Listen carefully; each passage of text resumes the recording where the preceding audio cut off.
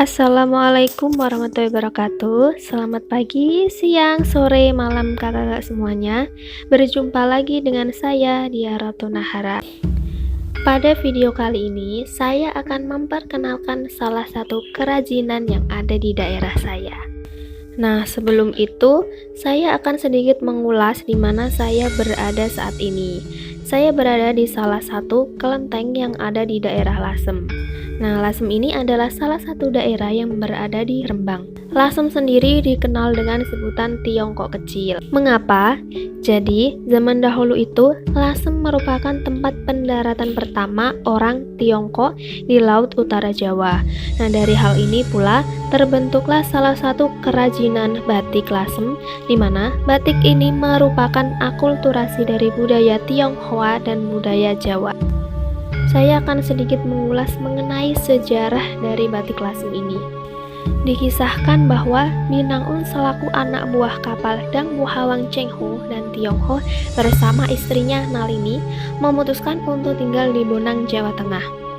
Dari babat tersebut, diyakini bahwa Nalini atau si Putri Campa adalah orang pertama yang memperkenalkan membatik pada abad ke-15. Berbicara mengenai batik, saat ini saya juga menggunakan baju batik Lasem dengan motif kawista. Motif ini terinspirasi dari pohon kawis. Untuk motif ini, pada batik Lasem terdapat variasi warna biru, hijau, oranye. Nah, untuk tahu lebih lanjut lagi, silahkan saksikan video selanjutnya. Proses pembuatan batik tulis Lasem. Langkah pertama, menyiapkan alat dan bahan. Sebelum memulai proses membatik, terlebih dahulu dipersiapkan alat-alat dan bahan-bahan yang akan digunakan. Yang pertama adalah gawangan untuk menyangkutkan dan membentangkan kain saat dibatik. 2. Bandul untuk menahan kain yang sedang dibatik agar tidak mudah tergeser atau tertarik. Yang ketiga adalah wajan, itu untuk mencairkan malam. Yang keempat, kompor untuk melelehkan malam agar tetap panas dan mencair.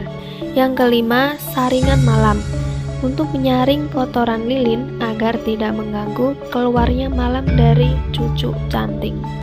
Yang keenam, canting untuk menggambar pola dengan menempelkan lilin pada kain.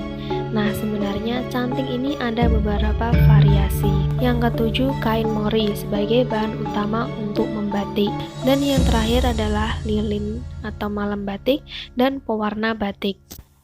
Proses kedua adalah mengetel bahan kain. Dilakukan dengan cara 1. Kain mori direndam semalaman dengan air bersih, dan pada pagi harinya kain dipukul-pukul lalu dibilas dengan air bersih. Yang kedua, kain dikanji. Tujuannya agar malam tidak meresap di kain dan mudah dihilangkan. Pengkajian ini berupa kanji tipis. Langkah selanjutnya itu dikemplong, yaitu kain dipukul secara berulang-ulang dengan cara kain yang telah dikanji dan kering dilipat kemudian diletakkan di atas landasan kayu yang permukaannya rata. Selanjutnya, gulung kain diikat di landasan kayu agar tidak lepas. Kemudian kain dipukul-pukul dengan ganden kayu atau pemukul kayu. Setelah kain rata, gulungan kain dibuka, kain satu persatu dibuka, lalu dilipat dan dibatik. Langkah ketiga adalah menggambar pola batik. Penggambaran ini dilakukan di kain yang masih polos, yang digambar pun masih kerangka dasarnya. Biasanya, pembatik membuat pola atau kerangka dengan cara menjiplak motif kain yang sudah ada atau menciptakan motif yang baru. Proses yang keempat namanya adalah proses ngelowong. Proses ini dilakukan dengan pemberian lilin pada pola yang telah dibuat dengan bantuan canting klowong. Pada proses ini terdapat 2 tahap. Yang pertama, ngereng-ngereng, yaitu memberi gambar corak dengan menggunakan lilin malam pada salah satu permukaan kain mori. Langkah kedua adalah nerusi, yaitu membuat pola pada kain mori bagian belakang agar perintang warnanya lebih sempurna. Pada nerusi ini, pemberian malam mengikuti motif pembatikan pertama pada bekas tembusan di sebaliknya. Tujuannya untuk mempertebal tembusan batikan pertama serta memperjelas sisinya. Proses yang kelima yaitu membuat isen-isen, yaitu mengisi bagian kosong pada kain dengan malam, dilanjutkan lagi dengan tahap nerusi. Proses ini menggunakan canting isen-isen. Proses yang keenam dinamakan proses nembok, yaitu menutup gambar dengan malam tembok pada kain di bagian putih yang nantinya tidak akan diberi warna. Pada proses ini menggunakan canting tembok. Proses yang ketujuh adalah proses pewarnaan. Pada proses pewarnaan ini, batik lasem dibagi menjadi 3 tahap. Tahap yang pertama adalah medel. Medel merupakan proses pencelupan kain yang sudah dikelowong ke dalam bak yang berisi cairan warna secara berulang-ulang sampai didapatkan warna yang diinginkan. Tahap kedua adalah bironi, merupakan proses yang dilakukan dengan menggunakan malam biron. Proses ini dilakukan untuk menutup kain tertentu yang diharapkan tetap berwarna gelap. Tahap ketiga adalah nyoga, yaitu kain dimasukkan satu persatu ke dalam soga agar mendapat warna coklat yang diinginkan. Perlu diingat, pada tahap pewarnaan, kain tidak diperas dan penjemuran itu di tempat teduh sampai air tidak menetes. Proses yang kedelapan adalah proses ngelorot. Pada proses ini bertujuan untuk menghilangkan lilin pada kain dengan cara satu sisi kain dicelupkan pada air yang direbus secara berulang-ulang.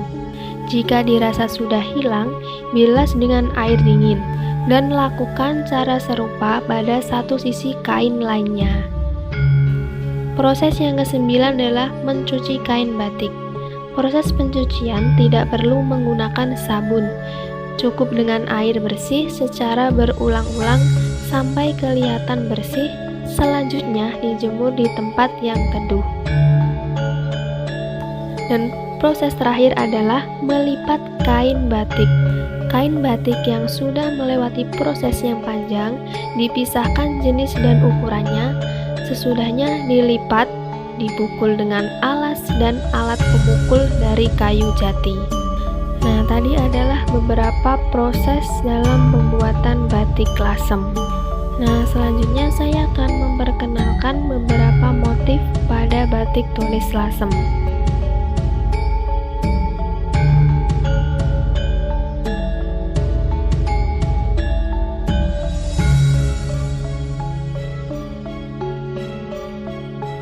Ornamen Phoenix sudah ada sejak abad ke-13 dan dikenal sebagai salah satu ragam budaya dengan tingkat kerumitan yang cukup sulit atau tinggi. Batik lasem biru. Biru dianggap sebagai warna lembut tetapi tegas dalam waktu yang bersamaan. Secara tidak langsung sangat lekat dengan kehidupan manusia di bumi. Batik lasem meledak sekar burung hong merah hitam. Saking kentalnya pengaruh budaya Cina di lasem, burung hong atau ponik kerap dijadikan ornamen utama karena dianggap sebagai hewan mitologi yang mengisyaratkan keabadian. Batik tulis lasem kuning segar jagat. Kar artinya peta, jagat berarti semesta atau dunia. Sehingga melalui batik ini diharapkan mampu menyampaikan pesan akan keberagaman dari masyarakat plural. Batik lasem tiga negeri sekar parang. Nama tiga negeri ciri khas sekaligus lambang kehidupan yang harmonis masyarakat lasem. Tiga negeri yang dimaksud adalah proses pewarnaannya yang meliputi biru khas Pekalongan, logan lekat dengan Solo, getih ayam merupakan ikon Lasem. Berikut adalah beberapa motif batik tulis Lasem. Nah, tadi adalah beberapa motif dan proses pembuatan batik Lasem. Semoga menambah wawasan teman-teman semuanya. Terima kasih sudah menyaksikan video saya. Wassalamualaikum warahmatullahi wabarakatuh.